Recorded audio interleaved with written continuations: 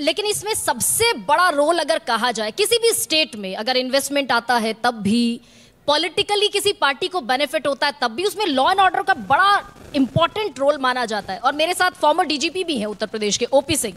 Sir, over the years Uttar Pradesh एक वक्त पे बहुत लंबे समय तक क्राइम को लेकर, एनसीआरबी के डेटा कहिए या कुछ भी कहिए, बहुत लंबे समय तक सुर्खियों में रहा। क्या वाकई ओवर द इयर्स, ये रियलिटी चेक मैं आपसे चाहती हूं कि उत्तर प्रदेश की लॉ एंड ऑर्डर, सुरक्षा व्यवस्था बेहतर हुई है क्या? देखिए गरिमा जी, ये बहुत ही मूल प्रश्न है और इसका उत्तर जो है वो यस में है। यदि आप 2017 के पहले की स्थिति देखें तो उत्तर प्रदेश जो 25 करोड़ की जनता यहां रह रही है और 5th लार्जेस्ट स्टेट है in terms of population. In fact विश्व का ये 5वां स्थान प्राप्त करने वाला राज्य है जहां पे आबादी के हिसाब से 25 करोड़ के लोग रहते हैं। और उस स्थिति में आप समझ लीजिए कि उत्तर प्रदेश में 2017 के पहले की स्थिति क्या थी।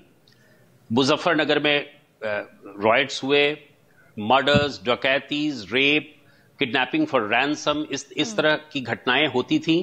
और जैसा आपने कहा कि नेशनल क्राइम रिकॉर्ड ब्यूरो का अगर 2016 का ही डाटा ले लें तो उस डाटा में 3 लाख से ज्यादा केसेस जो हैं केवल एक वर्ष में रजिस्टर हुए हैं। और अगर विमेन सेफ्टी की बात करें तो 42,262 केसेस जो हैं केवल महिलाओं के विरुद्ध दर्ज हुए हैं। तो स्थिति यहां की उतनी अच्छी नहीं थी, लॉ एंड ऑर्डर बहुत ही पुअर था, क्राइम मैनेजमेंट बहुत पुअर था।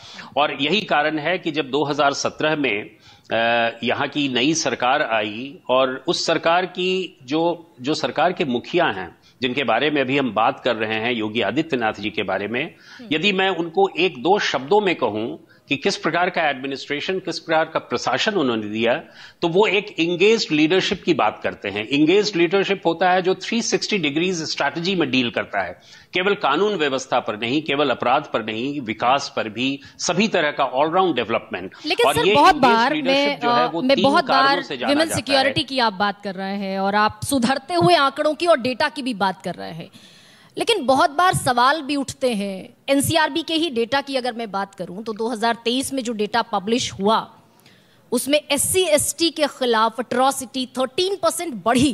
तो जब हम पुलिस रिफॉर्म की बात करते हैं, पुलिस रिफॉर्म क्या वाकई जरूरत है आज के समय पर? और ये जो 13% इंक्रीज का डेटा मैं आपको बता रही हूं, ये भी कहीं ना कहीं चिंता का बायस है क्या? मद्देनजर रखे जाने वाली बात है। देखिए गरिमा जी, जो केसेस बढ़े हैं, जो आप 13% की बात कर रही हैं, आप इसको सहजा इस तरह अनुमान लगाइए कि 25 करोड़ की आबादी वाले एक राज्य में अगर उसका अनुपात आप लेंगे, क्राइम का पर लाख पॉपुलेशन अगर आप अनुपात लेंगे तो उस हिसाब से आप देखेंगे कि इसका अनुपात बहुत ज्यादा नहीं है। लेकिन यदि पूरे आप इस तरह कहेंगे कि कुछ केसेस बढ़ गए हैं, नेचुरल है कि इतने बड़े राज्य में केसेस बढ़ेंगे। उसका कारण यह भी है कि अब लोग बहुत स्वतंत्रता पूर्वक मुकदमे दर्ज करा रहे हैं। उसके ऊपर आप आज देखिए इमरजेंसी रिस्पॉन्स व्हीकल्स का क्या है, 10 मिनट में रिस्पॉन्स टाइम जो है, केवल 10 मिनट का टाइम है जिसपे गाड़ियां पहुंच रही हैं विक्टिम्स के पास, कंप्लेनेंट्स के पास।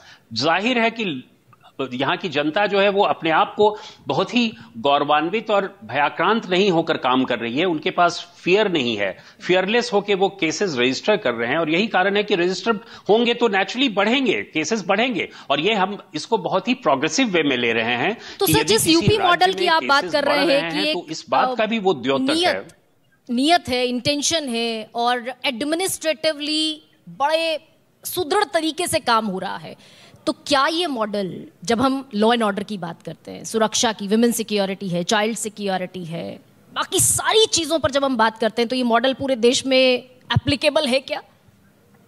कि भाई पूरे देश में इतनी बेहतर चीजें हो जाए? बिल्कुल एप्लीकेबल है। आपको ये ज्ञात होगा कि पंजाब एंड हरियाणा हाईकोर्ट ने भी इस बात का जिक्र किया था कि आप लोग यूपी पुलिस की तरह क्यों नहीं काम करते। सबसे बड़ी चीज है कि ये मॉडल कोई ऐसी चीज नहीं है जो कि नहीं की जा सकती है।